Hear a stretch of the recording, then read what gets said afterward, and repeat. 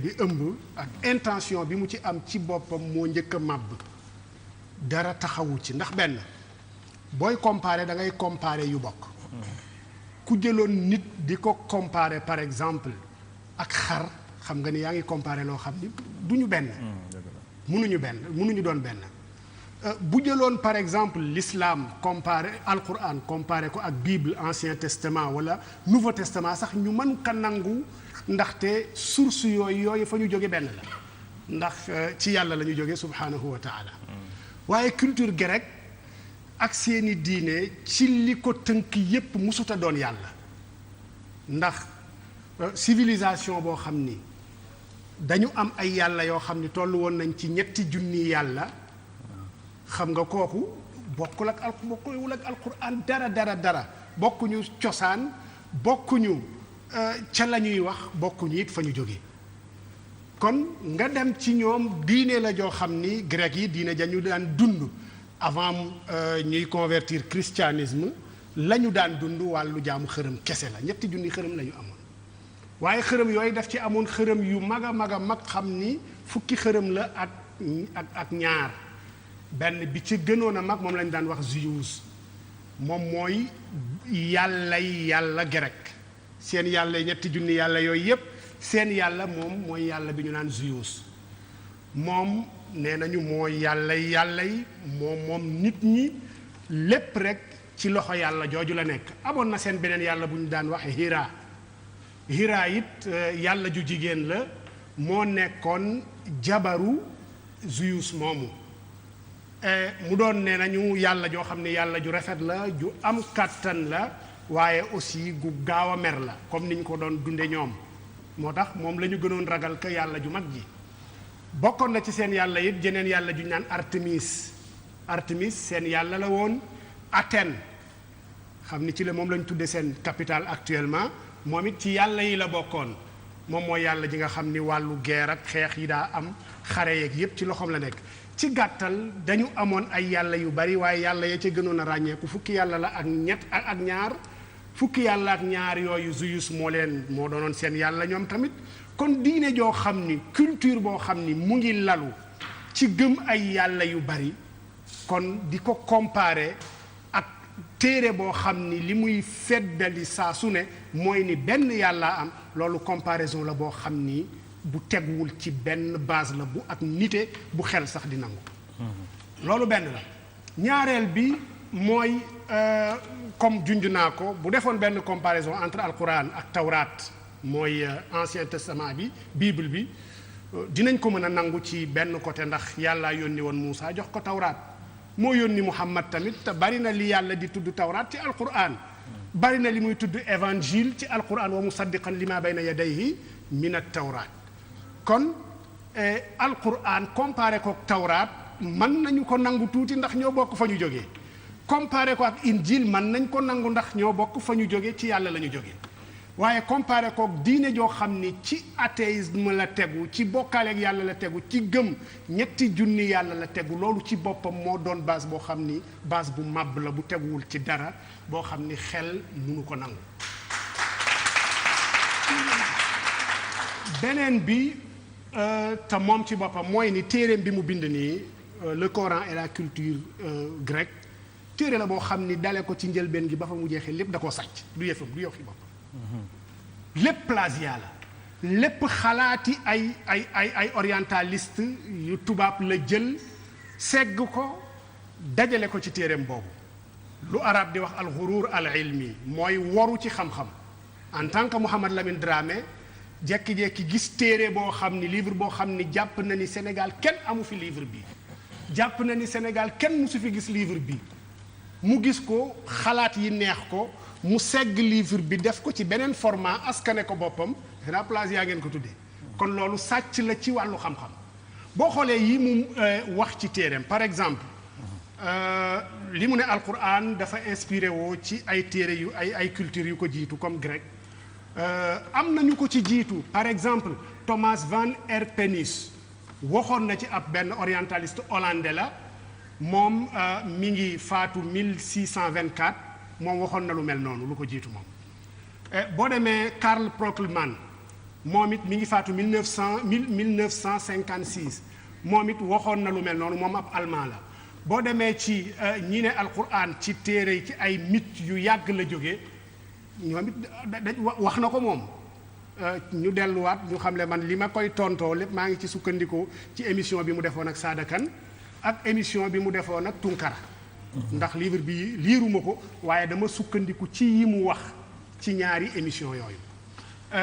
kon wax na aussi ne alquran ay mythe la dafa am fu mu ay mythe yu jiitu yoo xam ne yu grec la yoo xam ne alquran da koo jële da ko jël da ko plagiat wala da cee inspiré woo loolu aussi am na benn orientaliste bu tuddoon Franz Bohel kooku ab Danemark la mi ngi dëggoon Copenhagen xaw ma foofu la dëkkoon kooku aussi wax na wax ju mel noonu boo demee ci ni ñu ne wax yu mooy li yàlla doon yónni ci yonent bi sallallahu alayhi wa sallam ne moom da ko demoon dafa am ku ko doon jàngal dafa am lu mu jàngoon ci ñoo xam ni ay grec la ñu woon wala ñu amoon culture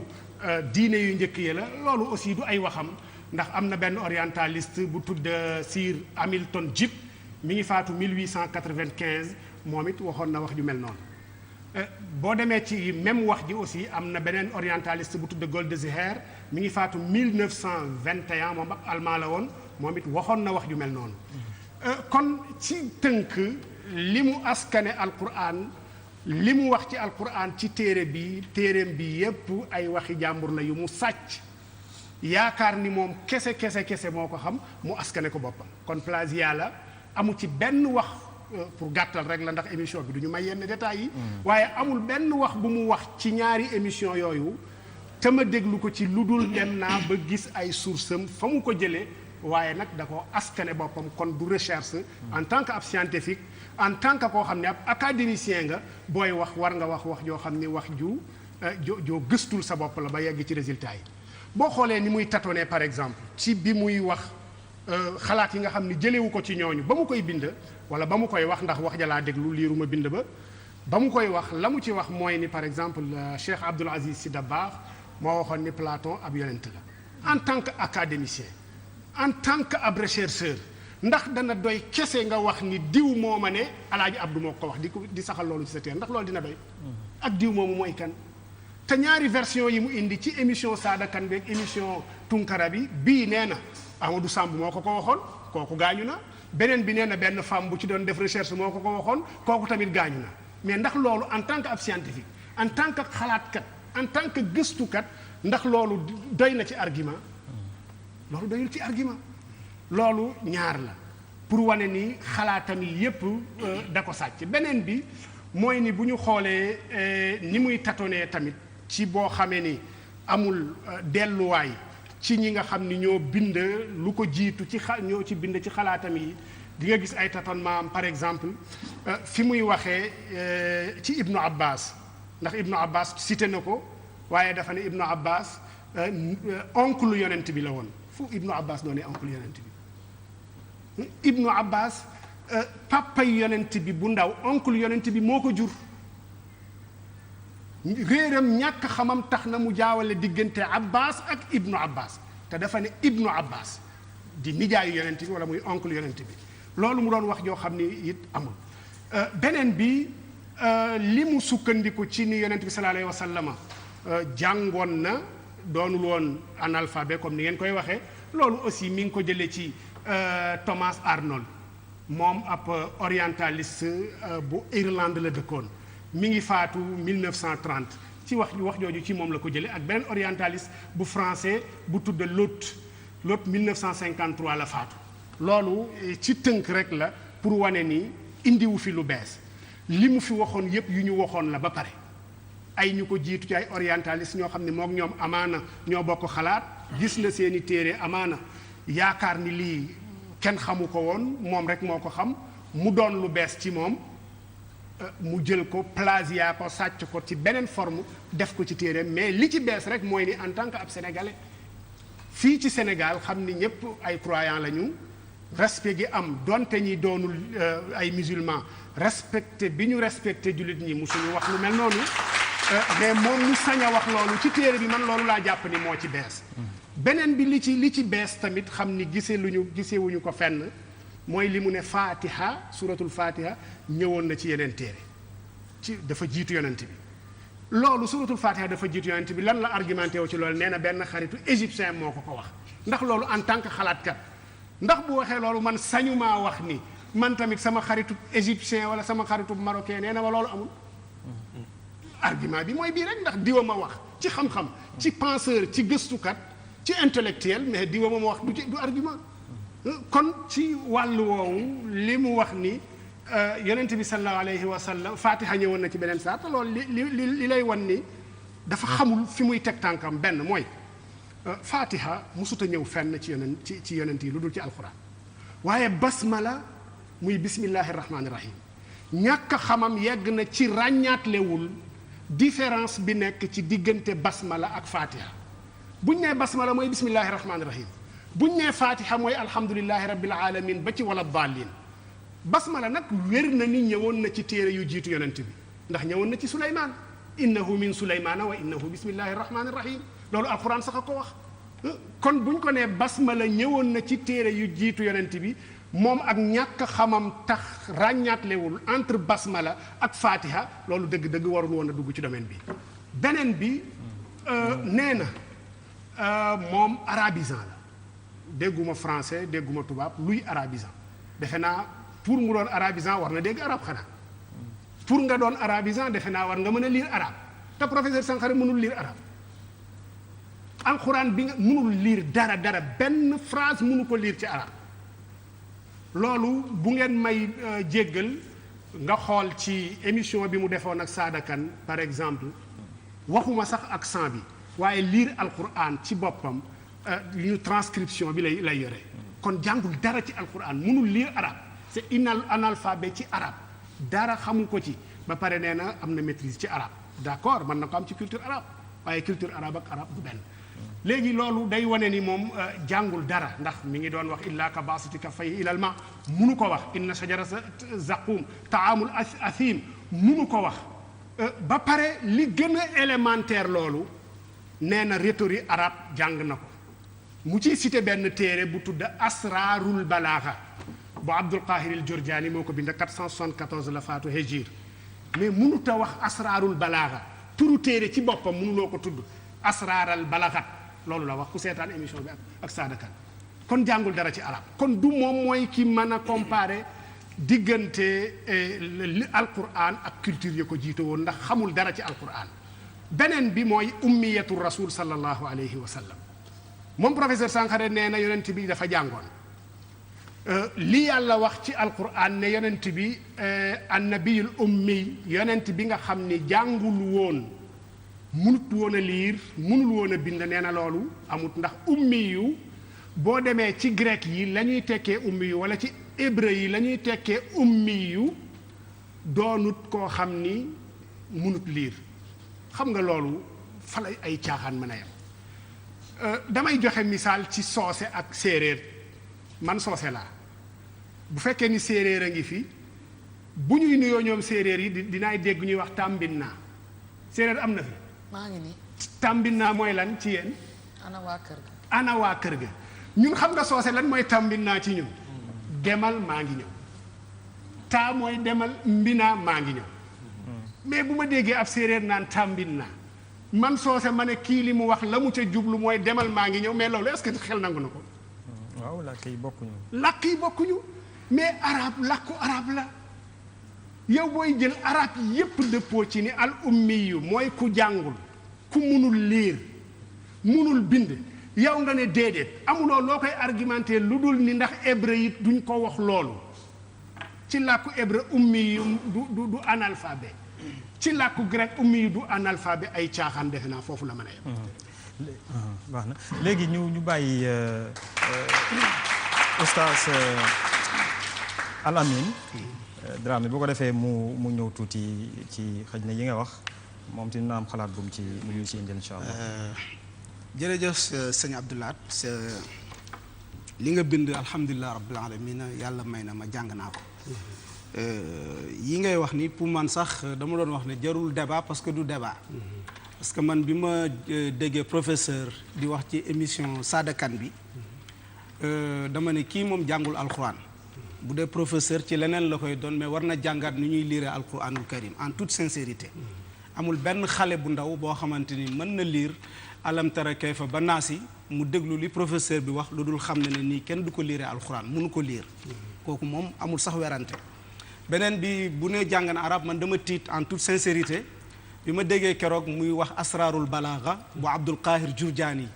ñu ne jàng na arab te mënul wax turu téere bi loolu tamit dama ne problème bu rëy la donc ñi jàng wax dëgg yàlla loolu ay reetaan la leen jàppee lañ ko jàppee parce que xam-xamewul bon beneen bi mooy fi ma jaaxlee nag ba jaaxle man mooy bi muy wax ci saadakan ne qaala ma manaaka alla tasjuda mu ne yàlla warul woon a wax loolu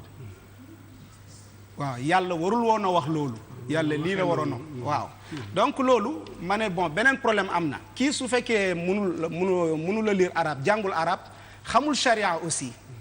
parce que dama jàpp ne tey dëkk bi bu fekkee kuréelu diine yëpp yëngatu nañu jóg dal ci kawam yu mel noonu moo tax bon xëy na suñ dund yàggul mais mosuñu gis julli di mer boo xam ne ñëpp a jógandoo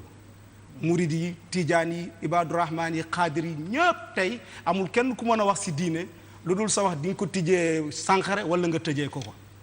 wax yu mel noonu ci loo xam ne tey gàcce bi Sénégal yëpp la teg gàcce parce que 1,5 milliard musulman ci àddina bi nga taxaw wax loolu te yow jànguloo arab jànguloo balaaxa mënuloo ko Abdul Qahir Jurjaani boobu muy wax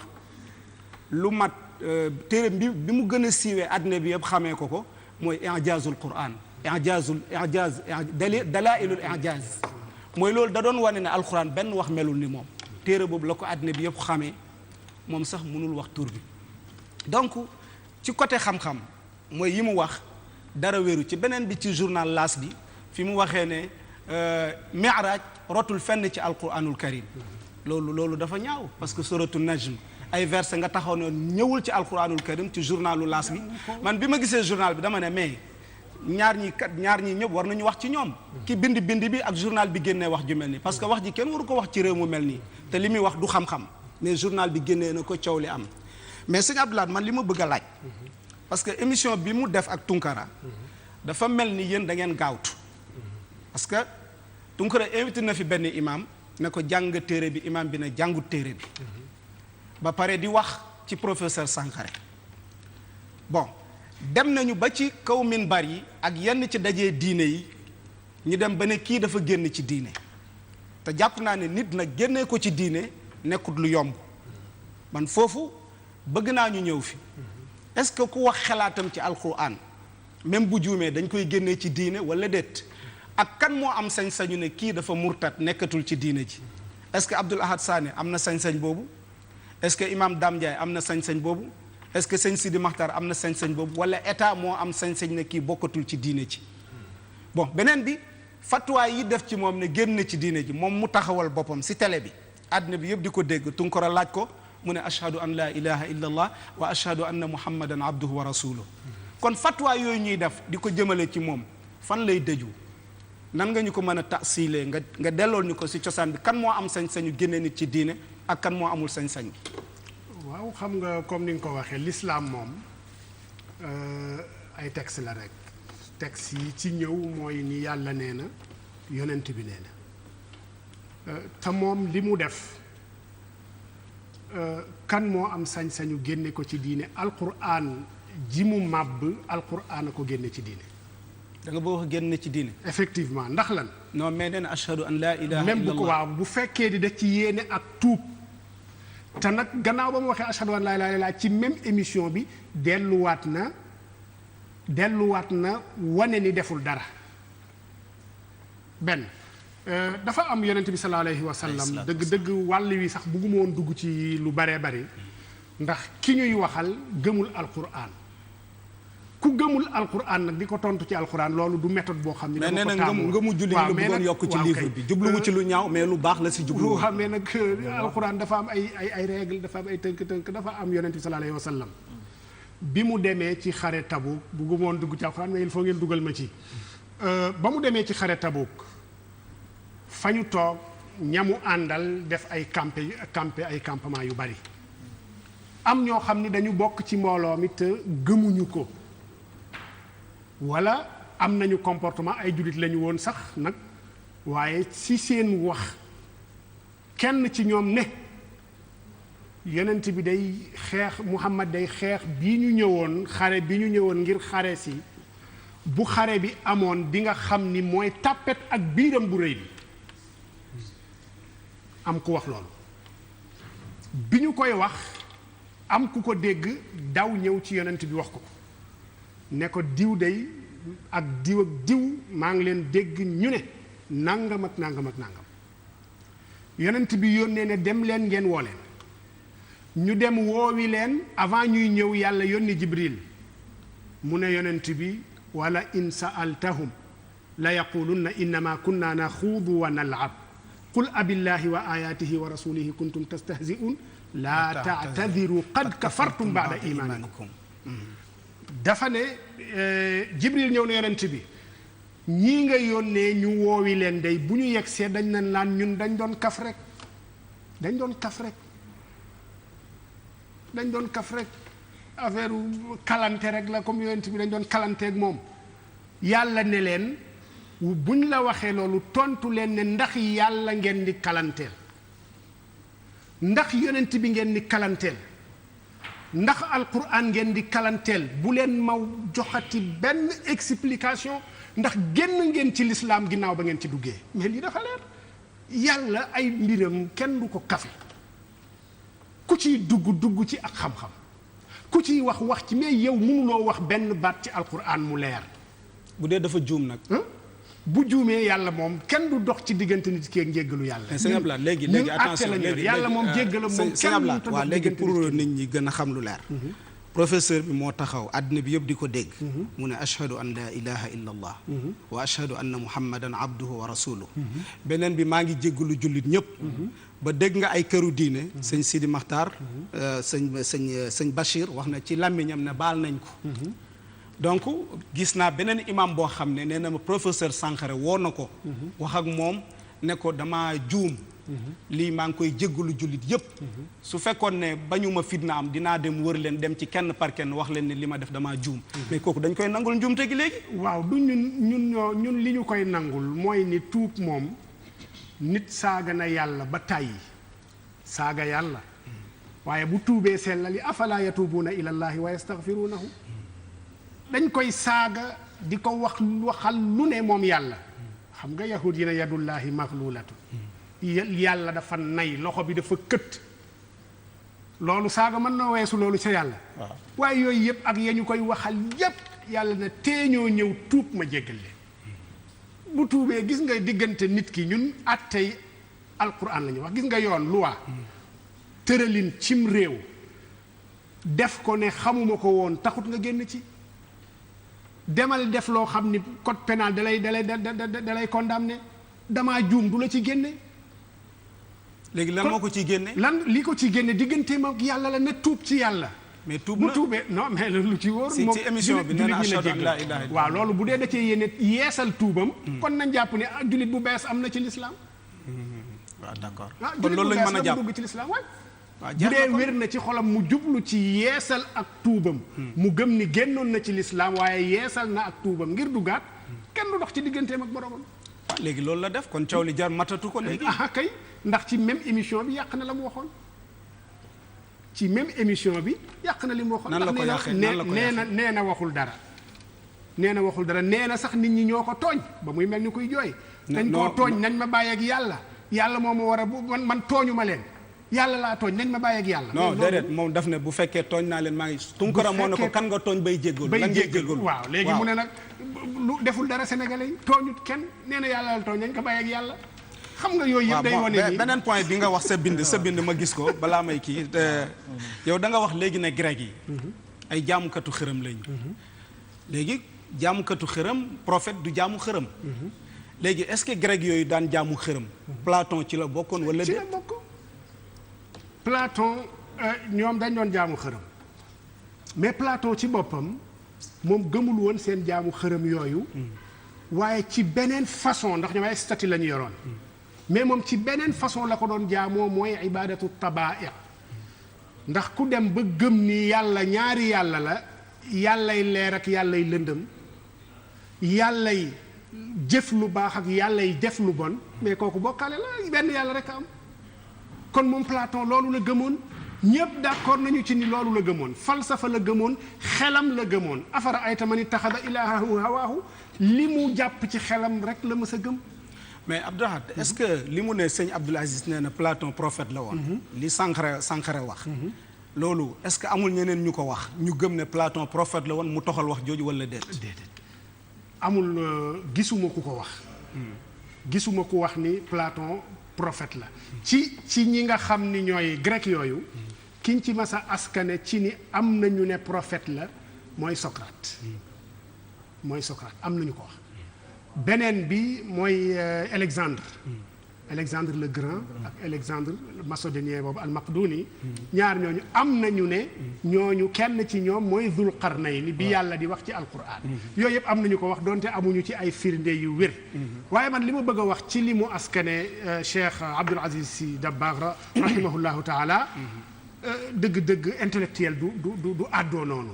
boo gëstoo la nga gëstu argumenté ko mais benn xam naa ni ku muus la ci côté boobu moo tax dafa daw wax ji ndax ñaar ña mu askane wax jooju yépp ne ñoom ñoo ko wax ne ko Abdoul Aziz loolu moo doonoon gis-gisam ci Platon ñaar ñëpp faatu nañu soxna soos ak professeur Sambou kon kooku mënuñu ko firndeel waaw sama question kon loolu du doy ci firndeel lu mel nii sama question bu mujj yow yaa ngi spécialisé wu ci hadis mais ci journal L'As bi dafa ne maa ana bi qaari biñ ko laajee daf ne yooyu ay nit rek ñoo koy wax c'est-à-dire te ñun li ñu jàng mooy yooyu hadis yu wér la donc hadis yu mel noonu aussi di ko weddi fan la mën a jëmee jullit bi waaw xam nga alquran mooy daj dëpp gi comme ni ñu koy waxee ku gëmul alquran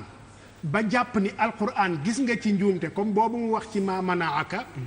dëgg-dëgg kooku bu waxee lu mel noonu ci hadis warut a jaaxal kenn waaye xam nga li ci gën a compliqué mooy lan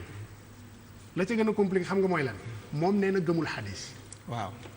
waaye fan la jële ni te def na ci li mu wax keroog ne Jibril ba mu ñëwee ci yonent bi dafa ne ko iqra yonent bi ne ko man mënumaa jàng mais ku lan loolu dafa nekk ci alxuraan fi Jibril ñëwee yonent bi ne ko mënuma jàng yooyu dafa ñëw ci alxuraan déedéet iqra moo nekk ci alxuraan iqra rek moo nekk ci alxuraan Jibril la ñëw fan la jële loolu ci hadis la ko jële kon donc ñaari nattuwaay la moom ak ñi mel ni moom am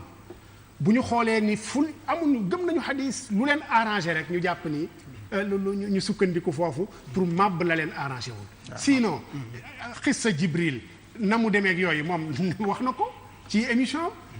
ba koy comparé ak lu masoon a xew ci yenn mythe yoo xam ne ci grec yi la moom gëm na loolu bay saxal loolu ba pare ne gëmul hadis loolu du hadis ok Oustaz yow foog naa noppi nga ci xëy na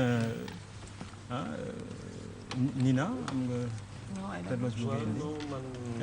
waaw jàpp naa ne comme liiruma livre oustaz te liiruma livre professeur bi tamit damay bañ ñàkk maanu rek wax loo xam ne waaw maîtriser wu ma mais jàpp naa ne oustaz yi moom lu nu wax macha allah waaw merci Babacar man lu ma bëggoon laaj oustaz ñoom ñaar ñëpp d'ailleurs fi may commencer mooy comme ni oustaz wax sànq seetaan am na ñoo xam ne seetaan nañu émission yi ak yooyu commentaires yi mu ci def ak yooyu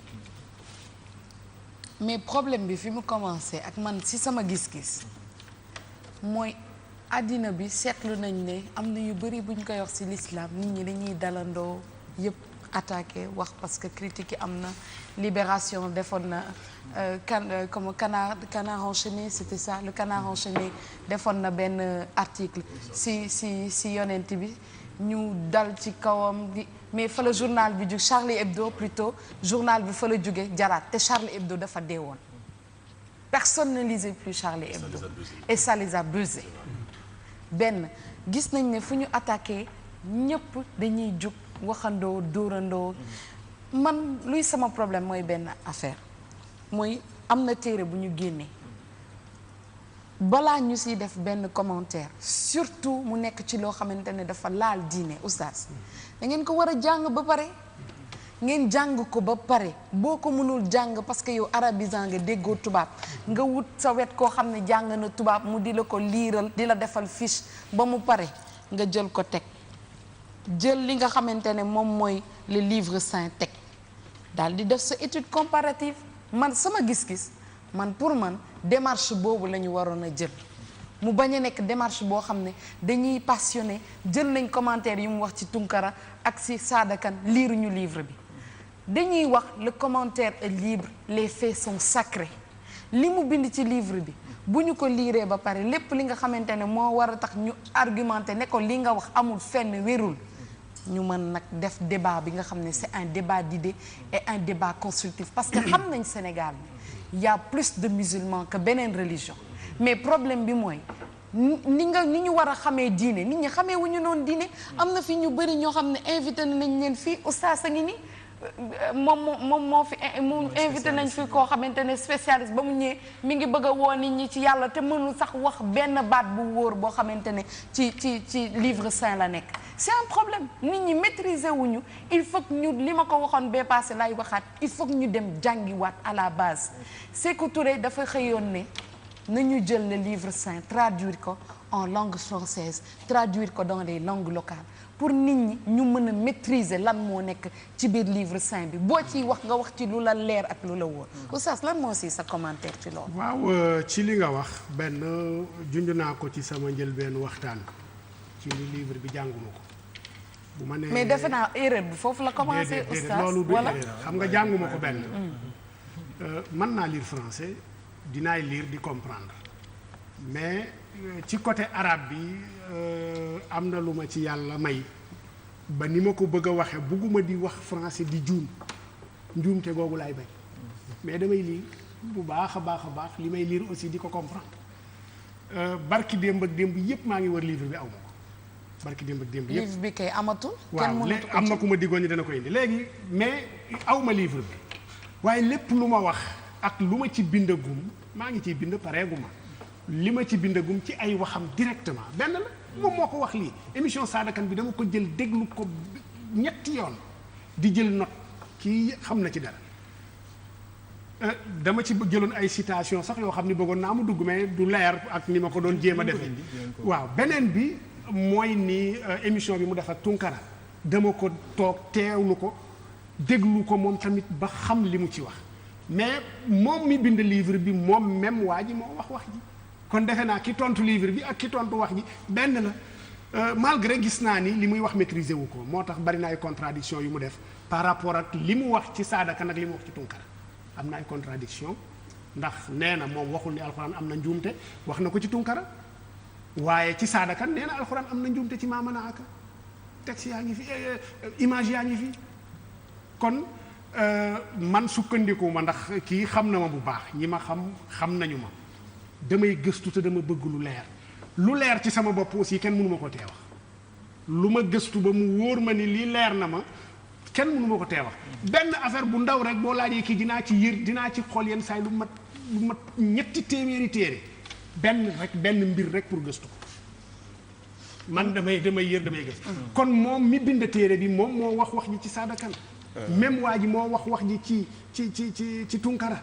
kon nga condamné ko ca la mu wax ci Tunkara wala ca Sada Kane wala ca livre ba benn la mais man par rapport ak loolu beneen bi aussi li nga wax ne lu tax yu xew ci lislaam bu dara ñëpp jógandoo ndax nit ki dafa am yoo xam ni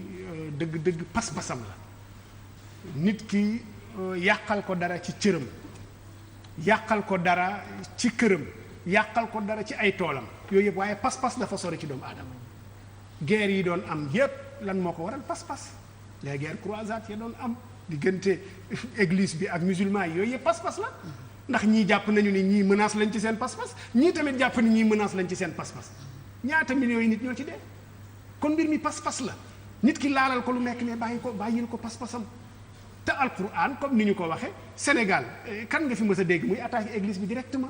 ci évangile yi ndax ñun dañu gëm injil jullit bi boo gëmul injil sax génn nga ci lislaam li mu def nii bu ko defoon ci injil jullit ñee war a réagir ndax yàlla ko wax dañu gëm évangile gëm tawraat gëm zabour yàlla moo ko wax dañ ko war a gëm ku ko gëmul da ngay am problème laa nu farriqu bayna ahadin min rusuli ban jullit nga mës a gis mu taxaw saaga Jésus ko defee génn mais si dina de bu dee christianisme moom am na yu bëri yoo xamante ne film muy yeneen ak yeneen dina am chaque année mu am koo xamante ne day génnee loo xam ne ci christianisme la mais débat bi muy jël ak nit ñi ni am na ñoo xam ne sax à la limite dañ koy soofantal duñ si wax parce que wax si mooy yokkal ñi nga xamante ne ñoo ciy wax ni ñuy wax yokk karaw ci xar mi lay nekk parce que ni ñi naan c'est un non événement y a pas besoin de le commenter et man si sama gis-gis mu gàtt parce que bëgguma wax ci loo xam ne maîtriser wu ma ko seetaan naa professeur mu wax ne comme ni oustaz wax le fait que moom mu wax war ne musulman la wax na ko am na erreur yu mu def parce que Tunkara def ko ni livre bi liir naa ko nangam passage bi sénégalais yi nee nañ nangam yaa ko wax livre bi liir naa ko lii waxuloo ko seetaan nga ko mu ne ko nangam ji nii sénégalais yi nee nañ lii nga wax man liir naa livre bi nekku si loolu war na tax rek oustaz ku gisul woon livre bi tamit nga lire ko pour que au moins ñu mën a déggoo si yenn benn aspect parce que moom du yow yaa wax ne maîtriser wul arabe maîtriser wul Coran c'est un chercheur université la loolu moo tax yéen ñi nga xamante ne yéenay spécialiste yi tamit ngeen génne ko ci mu jeex mais nag baal bi il faut xam nga li ma bëgg a wax foofu mooy ni Cheikh moom mi wax moom ci boppam moo def contradiction ak boppam ndax la mu wax fële ak li mu wax fii dafa wuute gis nga émission bu Tunkara bi la ko doon ci da doon dund ci ragal ndax tiit na ragal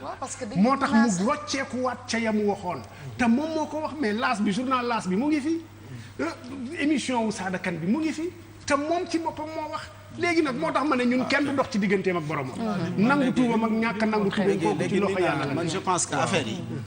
nit ñi nga xam ne dañuy tontu professeur ci taxawaay yi ñu taxaw moo bokkul dafa am ñoo xam ne livre bi la ñu lire ñooñu mooy jàngkatu tubaab yi ñoom ñoo bind ay article tontu ko ci ñooñu am na sax ay professeur yu nekk ci université bi comme moom ay xaritam tontu ko ci làkk français la ñu jàng comme moom tontu ko ne ko da nga def ay erreur ay magistrat sax dem nañ ba tontu ko kon ñoom ñi jàng tubaab xam nañ ne def na erreur beneen bi ñi nga xam ne ay ndongo daara lañ seen àll wa soriwul xam nga lan moo leen merloo mooy njànguñu tubaab laa bëgg a wax mooy li nga xam ne moom la wax ci journal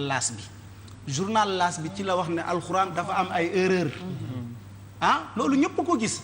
c'est-à-dire te loolu moom weddiwu ko kon moo ko wax kooku li mu wax ci livre bi ak li mu wax ci journal bi benn la li gën a leer nag mooy ki waxal boppam ci làmmiñam àddina di ko dégg te enregistrement yaa ngi fi foo demee YouTube xool ko gis ko mu ne yàlla lii la wax waaye warul woon a wax lii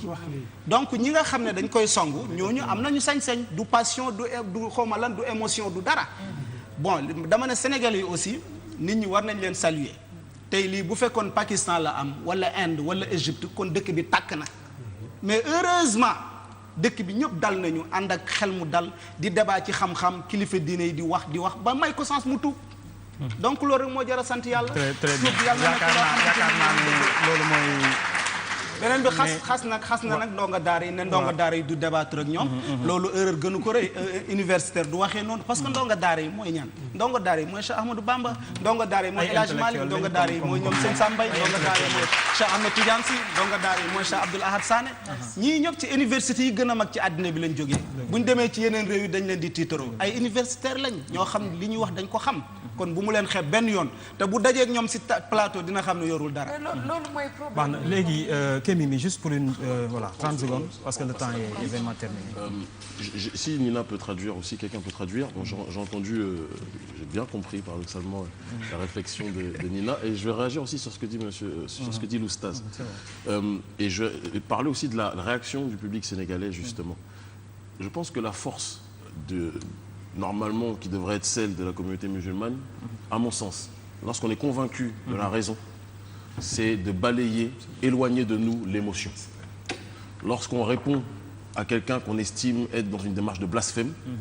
on lui répond avec hauteur, on lui répond scientifiquement. Parce que le rôle, je ne dis pas que celui qui a écrit le livre, c'est le shaitan, chacun a le droit de penser ce qu'il veut. Mais le shaitan a pour mission de nous provoquer. et de nous faire perdre notre sang-froid. Et à chaque fois que l'on réagit, et on a parlé du Pakistan, Inde, c'est vrai qu'ils sont plus excessifs que nous sur ce point-là. Mais attention au fait de toujours dire que tout va bien, nous on est modéré tout le temps, c'est quelque part ce que dit l'Oustaz un petit peu, je caricature un petit peu, mais en disant qu'on est mieux que ces gens-là, parce qu'on aura... Mais j'ai entendu des gens qui avaient une haine viscérale contre l'auteur du livre, et ce n'est pas bon. Notre force doit être, si on est musulman et si on est chrétien, c'est la même chose, peu importe les religions, d'agir avec la raison. Quand il écrit un livre, je suis content. Le mieux aurait été peut-être de lire son ouvrage et de prendre point par point et de répondre en souriant. L'invité, l'aîné vient sur le plateau. Ça, franchement, c'est pas sérieux. Ça, c'est pas sérieux. Ça, c'est pas sérieux. Et on avance. Mais quand on montre une colère, Senghor disait l'émotion est Éden, la raison est nègre. Je dirais, et ça me dérange profondément, parce que moi-même je suis musulman, je dirais que je trouve parfois que la communauté musulmane est trop dans l'émotion. Et que ceux qui, parfois, sont même des détracteurs de la religion, sont plus, non pas dans la raison, mais dans la malice. Et il faut qu'on soit dans la raison. C'est mon point de vue. Après, ça n'engage que moi. ok yaakaar naa ni leer na en tout cas li ci am solo rek xëj na ci tënk mooy que débat la ak lu ñu ci munti wax débat la boo xam ne moom ci xelam tënk na ko maintenant nag xëj na xelam mu rafet wala mu nasax par rapport ak ci li muy wax waaye lu ci munti am lu nekk débat tegu na boo xam ne xëj na ku ko déglu mun nga ci jàng mun naa mu lalu sax ci njuumte mais tey xale yi koy dégg ak keneen koo xam ne xëj na sa xam-xam ci wàllu diine àgguloon foofu boo ko dégloo mun nga ci jëlee njëriñ dégg naa fi chroniqueur boo xam ne wax na Tunkara la keroog ne moom daf ci jëlee ngëmam gën a yokku kon xëj na loolu côté boobu alhamdulilah li ci des nag man de ci sama wàllu bopp dañ ko bàyyeek suñu borom moom mi nga xam ni moo ñu tënk ñun ñëpp et puis di ko ñaanal yàlla na doon lu ci munti am rek daal Sénégal benn la lu ci am lu nekk nañ ko def ci dal def ko aussi ci tey def ko mu doon loo xamante ni luy gën ci sunu askan yëpp la d'autant plus que tamit xëy na jéggalu moom yaakaar naa tamit moom mooy c'est le stade suprême de l'humilité ci doomu aadama bu mu munti doon kon nag message boobu lañ am pour di ko ci indi di dellu di ñaanal réew mi jàmm di la ñaanal oustaz wax dëgg yàlla rafetlu nañ tamit sa xam-xam ak sa xalaat bi nga ci indi di la féliciter également Mohamed El Amin Dramé tamit ci li nga xam ne indil nga ñu ko fi ak ñi ci intervenir ñëpp. Alors on va passer à notre deuxième invité. On peut invité alors maintenant. Quel honneur. Et dans la deuxième partie, je suis chroniqueur invité. Je fais le DJ. Il a une double casquette, puisqu'il est assis de l'autre côté de la table. Kenny Seba, pour sa chronique d'aujourd'hui qui porte sur le Mali. Bonsoir à tous mes très chers frères et sœurs africains et africaines. Après ce débat passionnant, mais qui concernait tout le monde, mais qui est en Wolof, donc peut-être que beaucoup de gens, de téléspectateurs ne l'ont pas compris, ceux qui regardent l'émission d'autres pays. On va, pour une fois, de manière paradoxale, se servir d'une langue qu'on n'apprécie pas forcément, mais qui est le français, pour communiquer avec le plus de personnes possible. Et sur ce point, parler d'une chronique qui est extrêmement importante, qui s'appelle « Les architectes et maçons, pas toujours très francs, de la guerre au Mali ». Ceux qui doivent comprendre vont comprendre, avant même l'énoncé de la réflexion, le petit jeu de mots que j'ai fait à cet instant. On va être dans l'interactivité, si vous le permettez.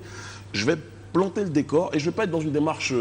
de liste exhaustive de tous les éléments parce que c'est une série, c'est Dallas, c'est vraiment, il y a des rebondissements à toutes les minutes, mais il y a un élément central sur le terrain géopolitique que l'on se doit de comprendre et qui nous permettra après de nous projeter dans la démarche du débat critique, tout en précisant que nous ne prétendons pas avoir l'absolue vérité.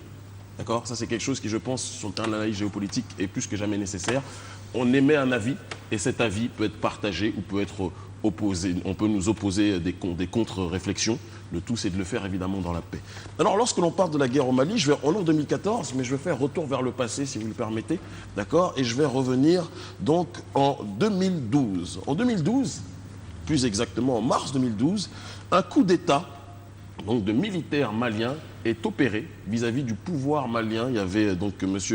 ATT, celui qui est connu comme ATT, M. Amadou Touré, Toumani Touré, qui était le président, qui a été renversé par une junte militaire extrêmement mécontente de la manière dont il gérait le pouvoir et dont il gérait une crise. Quelle était cette crise ? Cette crise était dans le nord Mali. D'accord ? Dans le nord Mali, il se trouve qu'il y a une région dont on doit, je pense, connaître, en tout cas le plus de personnes possible doivent connaître quelle est cette région, comprendre l'importance de cette région sous différents angles pour que l'on puisse avancer. Cette région, c'est l'Azawad, d'accord, qui désigne un territoire presque entièrement désertique situé dans le nord du Mali, recouvrant des zones sahariennes et sahéliennes. et dont des groupes séparatistes touaregs réclament l'indépendance depuis un certain temps. Au départ, ils proclamaient l'autonomie. D'accord ? Je fais un petit résumé parce qu'après je vais interroger tout le monde, El Habib aussi mon ami, Nina, et tout le monde pourra échanger dessus. Si on avait le temps, on aura même demandé au public, mais on risque de me taper sur les doigts à la production. La démocratie a ses limites. Donc, en 1958, ils étaient dans une démarche d'autonomie, et lorsqu'il y a eu la proclamation de l'indépendance, ils ont été dans une démarche en 1960 de rentrer dans une rébellion touareg. Les Touaregs sont des nomades qui estiment que leur zone de prédilection, c'est l'Azawad. On peut en penser ce qu'on veut, on peut être d'accord ou en désaccord. Et si on parlait en analyste et non pas en personnes qui sont justement dans l'émotivité, dans l'émotion, comme on le critiquait il y a quelques minutes. Peut-être qu'ils ont raison, certains diront que chaque peuple a le droit à l'autodétermination et tout ce qui s'ensuit. Mais ils ont été réprimés extrêmement durement par le pouvoir de Bamako, à l'époque. Et au fur et à mesure, ils se sont organisés en rébellion avec toujours cette volonté, en estimant qu'ils étaient mis de côté, en précisant, c'est quelque chose aussi qui est intéressant parce que on se rapproche de ce dont on avait parlé la semaine dernière en Centrafrique, d'accord ? En expliquant que leur région est mise de côté par rapport au pouvoir centralisé de Bamako, que leur culture est extrêmement différente de la culture, en gros, des Africains subsahariens, de la population de Bamako, d'accord, et de la région et des régions environnantes. Et donc, ils demandaient à avoir un espace pour eux. Voilà. Et lorsque la junte militaire a pris le pouvoir sous la direction de M. Sanogo, d'accord, en mars 2012, contrairement aux apparences, lui qui voulait lutter et prendre les choses en main pour lutter contre les rebelles touaregs, il a en réalité facilité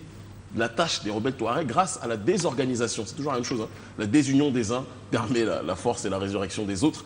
Ils étaient désorganisés à Bamako, coup d'État contre M. ATT, Sanogo prend le pouvoir, et au final, pendant qu'ils sont en train de se crêper le chignon, ou les cheveux frisés, ou la belle coupe de El Habib, il y a, de l'autre côté, ou de Nina, pour être plus précis sur ce coup précis, sur ce coup-là, ils ont profité, les rebelles touaregs, pour prendre justement un certain nombre de territoires dans le nord Mali. Mais le problème, c'est que les rebelles touaregs dont le nom était connu, donc je préfère retenir ce nom, même si après ils ont changé de nom, il y a eu des dissolutions et des interdictions, mais le MLNA résume parfaitement cette situation, le mouvement donc, national de libération, si je ne m'abuse, d'accord, mouvement pour l'indépendance, excusez-moi, des Touaregs du Mali, pour être le plus précis possible, d'accord. Mais le problème, c'est qu'ils n'étaient pas seuls sur ce terrain. Parce que le MLNA est une organisation qui est laïque, qui voulait avoir une autonomie dans un premier temps, mais qui ne voulait pas être dans une démarche d'installer la charia. Ils sont musulmans, mais ils ont un rapport très, je ne vais pas dire distant, mais extrêmement rationalisé par rapport à la religion. Ils disent que c'est une affaire privée. C'est une question de goût, chacun a le droit de penser ce qu'il veut sur ce terrain. Mais de l'autre côté, il y avait d'autres Touaregs qui pensaient autre chose. Leurs frères jumeaux, mais qui, eux, étaient ce qu'on appelle des salafis, Ansardine. Et Ansardine, très rapidement, a été dans une démarche de conquérir à son tour des territoires, mais eux, leur projet, c'était d'instaurer la charia dans cette région. D'accord ? Ils ont pris un certain nombre de villes spectaculaires dans ce nord Mali, et rapidement, le MLNA a été déstabilisé. À côté des salafis de Ansardine, d'autres ont pointé le bout de leur nez en disant « Attendez-nous, nous aussi, on veut participer à la conquête de l'Azawad ». Je prends ça avec le sourire parce que je pense qu'il faut qu'on détende l'atmosphère et qu'on fasse comprendre un certain nombre de choses qui se cachent derrière cette situation extrêmement grave. Donc, à côté de ces derniers, il y a une organisation qui s'appelle l'ACMI, d'accord, qui signifie, Nina, Al-Qaïda, Maghreb, Islam. on voit la journaliste exceptionnelle qui est Nina sur ce terrain-là, toujours au taquet pour répondre aux questions. Mais je vais interroger les autres aussi après. Et donc, ce ACMI, dont beaucoup de membres sont des ressortissants algériens, d'accord, ont été, eux, dans une démarche, et ils ne sont pas dans une histoire de Azawad ou autre, ils veulent prendre tout le Mali, d'accord, tout le Maghreb, et c'est la charia. L'ACMI. Ce sont ces personnes-là qui sont dans cette démarche. Certains vont être d'accord, d'autres vont être en désaccord. Certains vont dire que les Maliens ont droit à leur intégrité territoriale. Certains vont dire que les Maliens ont le droit de décider de leur avenir et non pas accepter des pénétrations, justement, de personnes qui sont minoritaires dans cette région. On peut le penser, on peut être d'accord ou pas. La première question que je vais vous poser, et je vais commencer par Nina, si elle le permet. Honneur aux femmes, on est dans une société matriarcale au départ en Afrique. Quand vous entendez les velléités, limite sécessionnistes, autonomistes dans un premier temps, après indépendantistes, après quand ils ont vu que ça a été extrêmement difficile, sécessionnistes, que pensez-vous des revendications justement des Touaregs? Quel est votre point de vue dessus? Et j'ai envie de poser cette question sous l'angle aussi même panafricain. Nous qui prônons toujours l'unité, est-ce que l'unité est véritablement possible avec tout le monde? C'est une question que je me pose de fond depuis un certain temps et je vous la pose aussi. Vous êtes des cerveaux extrêmement brillants. Et après, j'irai sur El Habib. J'estime que dans cette situation du Mali, sous le président ATT, il a essayé de rapprocher, parce que quand même il faut comprendre que le Mali est frontalier à 5 pays Exactement. du continent. Donc il trace un peu ce que nous pouvons appeler la ligne subsaharienne. Et qu'en 2009, si je ne me trompe, en 2010-2011, il avait fait une déclaration à Kidal Exactement. Oui. en tapant du poing sur la table Demander à ce que pour les choses... dire qu'il fallait que les autres pays et les chefs d'État qui sont dans les pays frontaliers au Mali réagissent et l'aident Exactement. à lutter contre AQMI parce que le Mali seul ne peut pas Réagir lutter contre. Mais la deuxième chose, c'est par rapport aux Touaregs, c'est que le président ATT a toujours eu une vision et un comportement de rapprochement. Il faut aussi noter le fait que cette communauté a souvent été laissée en rade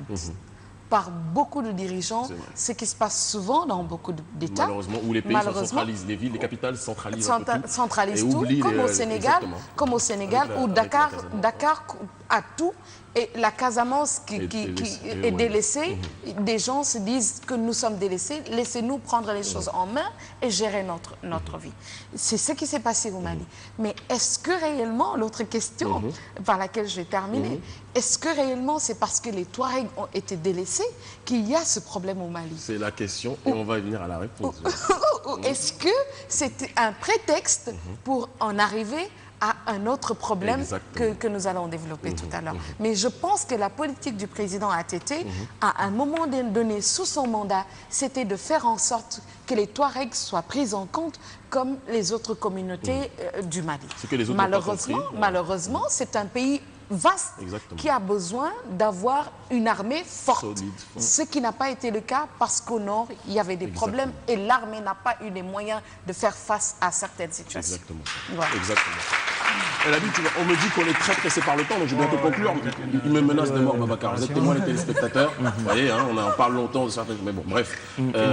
El Habib, est-ce que tu veux réagir rapidement ou... Oui, ce que je voulais dire, hein, c'est comme disait Nina, il se pose le problème de la taille du Mali. Est-ce que vraiment c'est une taille critique Est-ce qu'il y a une logique à cette taille? Il faut essayer de voir pourquoi le colon avait divisé l'Afrique ainsi, pourquoi le Mali a une si grande taille. Est-ce qu'ils ont les moyens de gérer un si grand pays? Parce que je suis contre toute velléité de sécession, mais il faut aussi avoir les moyens de gérer, voilà, avoir les moyens de sa politique, avoir une armée assez forte pour gérer un aussi grand pays et avoir les moyens économiques pour développer. Et ça, c'est un autre problème. C'est très important ce que dit El Habib. qu'il faut régler. Donc tu vas me menacer. Je ne peux pas interroger l'Oustaz. Donc tu vas régler ça avec lui après. Donc je conclue très rapidement. Salam alaikum, monsieur l'Oustaz. Désolé, salam alaikum. C'est lui le responsable. Et je conclurai justement pour revenir au titre de la chronique sur un aspect dont on parle très peu. Alors certains vont vous parler du fait que le Nord Mali est une région qui, contrairement à ce qu'on pense, regorge de pas mal de ressources, contrairement aux choses. Dans l'uranium. Merci. Voilà. Entre autres, et quand on dit uranium, il y a Areva qui pointe le bout de son nez. Et c'est quelque chose qu'on ne peut nier. Et à côté d'Areva, il y a... Donc ça, c'est l'aspect un petit peu ressources naturelles sur lesquelles ceux qui analysent dans le fond, j'ai envie de dire qu'ils creusent et ils vont à cette réalité-là. Mais ils s'arrêtent à cette étape. Il y a un élément dont on ne parle que très peu lorsqu'on parle de la politique africaine, de l'oligarchie française, parce que comme je le dis toujours, je différencie la population opprimée de France, prolétariat ou autre, de l'élite qui dirige et qui nous asphyxie comme elle asphyxie sa propre population. Le président François Hollande fait partie des dirigeants de la France qui sont les plus conseillés. C'est quelque chose qui est quasiment historique. Par un entourage lié de manière directe ou indirecte à la franc-maçonnerie. Ça, cette piste-là qu'on est en train de creuser, je sais que très peu de gens osent y aller parce que généralement, dès qu'on parle de ça, ah non, je ne connais pas, on a connu tellement de... Mais il suffit d'étudier, il y a des livres pour étudier, analyser, réfléchir. Et il se trouve que M. François Hollande a fait une déclaration qui, moi, m'a passionné, qu'on va passer dans quelques secondes, ça dure 30 secondes. Donc Hamza, qui est le DJ de l'émission, va, s'il le peut, mettre la vidéo, vous allez voir une vidéo qui explique, qui montre François Hollande en train de prêter allégeance justement à la grande loge, si je ne m'abuse, vous excusez, le Grand Orient de France, GODF, en janvier 2012, peu de temps avant le déclenchement des hostilités.